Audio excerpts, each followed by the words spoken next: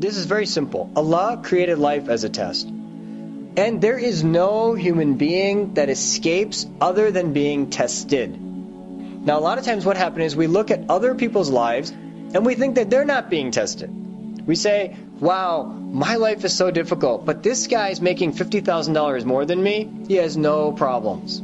He has no problems, right? This is human nature. Human nature is to look at the other person and always think that the grass is greener on the other side. I will tell you that there is no way that the grass is greener on the other side.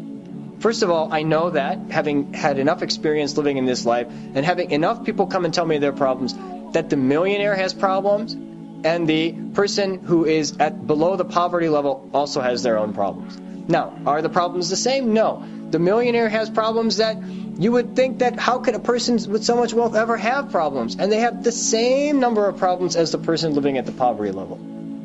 It's just the way Allah created life. You can't escape. It's not that when you earn a certain amount of money, you've escaped. Or that when you have a certain number of friends, you've escaped. Or when you have a certain number of square feet in your home, you've escaped.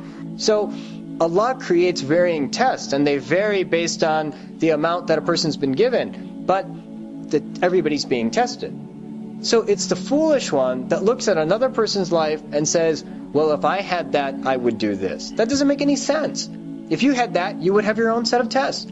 And you might fail them miserably or you might succeed. It doesn't make a difference. Allah is not going to ask you what He gave you. You won't be asked, well, I gave you this, or I gave you this, or I gave you this. Why was it? No, Allah gives you whatever He gives you. He will be asked how you used what He gave you. So if He gave you health, you'll be asked about how you used it.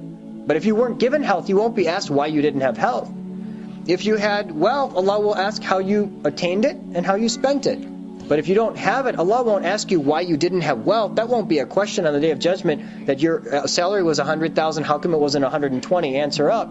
That's not going to be a question on the Day of Judgment. So that's the way Allah subhanahu wa ta'ala has created this life. And we should be very clear. We don't ever need to look at another person and ask why we're not that person. We're comfortable with whatever Allah made us, and we should recognize that every single person's in a test. The biggest mistake, in fact, the way you fail the test is to complain. And say, how come I don't have this? And how come I don't have that? How come my kids are like this? And how come my this is like that? How come my boss is like this? Those are all complaints. They don't get you anywhere. That nobody wins the game by complaining. In fact, the Prophet ﷺ asked for protection from the complaining tongue. That's the person who gets deceived. They start blaming the world for their circumstance rather than recognizing that their circumstance is an opportunity for them to convert the mundane into something much more special.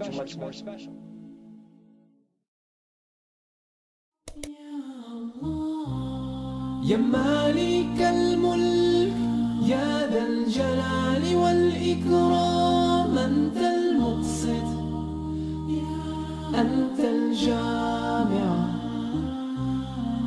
أنت